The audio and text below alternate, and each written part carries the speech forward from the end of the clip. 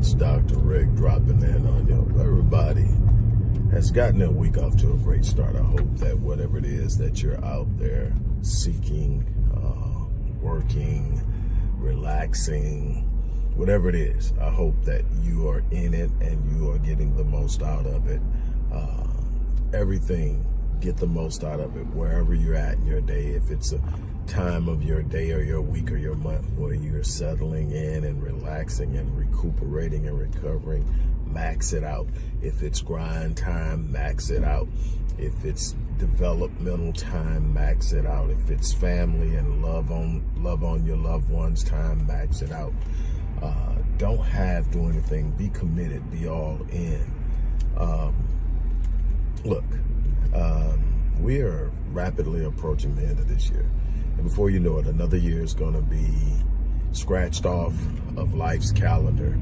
And you're going to be 1 year closer to the closing of the book of your legacy. And you've got to ask yourself, what does your legacy look like? I tell people all the time, the first half of my life was about me.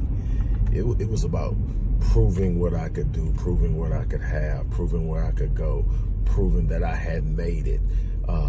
And then at some point I realized all that proving, all that accumulation of things, all that things that I thought meant a lot still had me empty. I couldn't find the fulfillment in it. After sitting down with a mentor and having a discussion, I realized that I wasn't operating in my purpose. I wasn't building a legacy. So I tell people all the time, the first half was about me. The second half is about my legacy.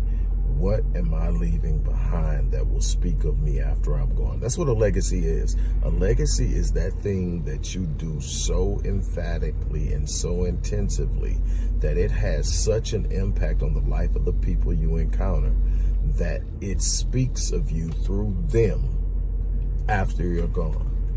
And you've got to ask yourself, what am I doing to build my legacy? Am I building a financial legacy? Am I building a legacy of a tight-knit, well-loved, and prepared family? Am I building a legacy as an advocate in my community? Am I building a legacy as a spiritual leader? Am I building a legacy as a man or a woman of high integrity? All of these things are things that you could be focused on and doing. Find your place, find yourself, find that you need to be doing that. And whatever it is, do it well. I want to encourage you.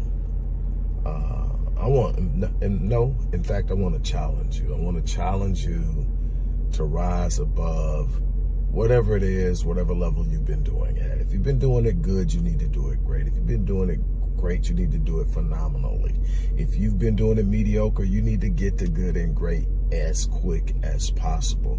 You need to stop accepting mediocrity as a standard in life because people will let you get by with it.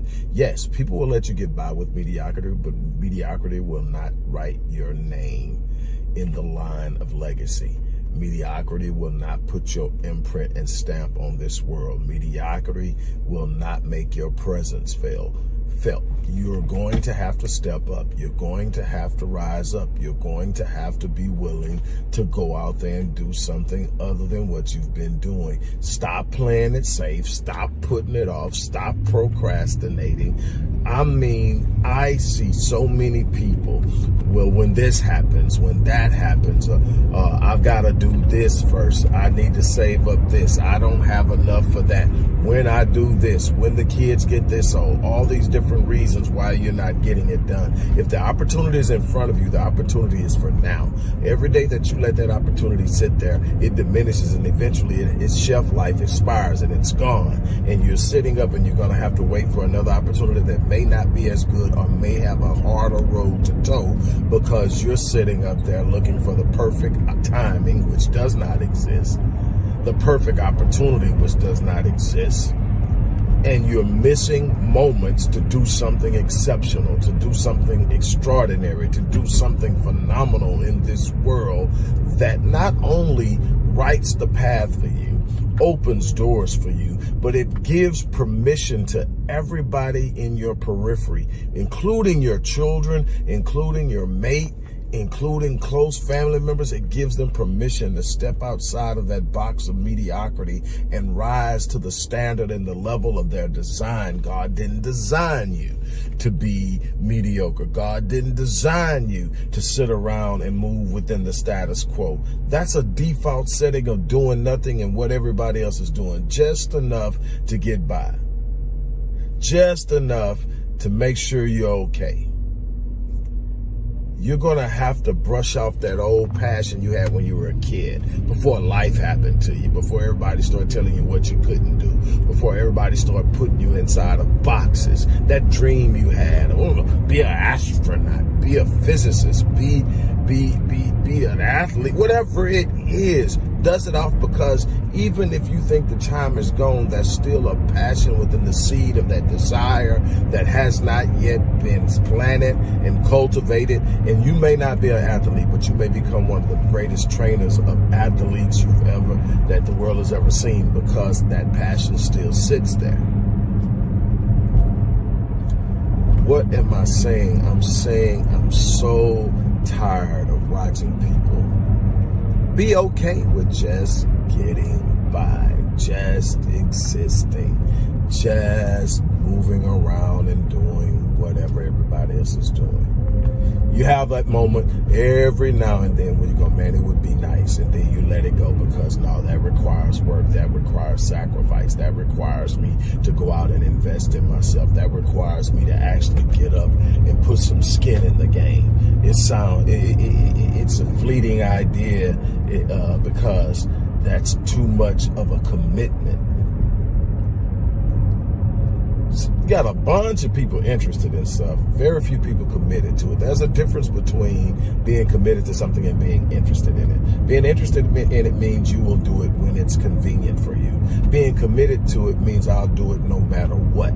It's the commitment that wins over. If you're not committed to it, it won't happen. If you're not committed to being better financially, you will always have issues. If you're not committed to making your marriage work, you will find a reason for it to fail. If you're not committed to starting that business, you'll play around with it, you'll dabble in it, you'll write some plans down, you may even get your DBA and even get an LLC, but you never really truly go all in because it requires a commitment.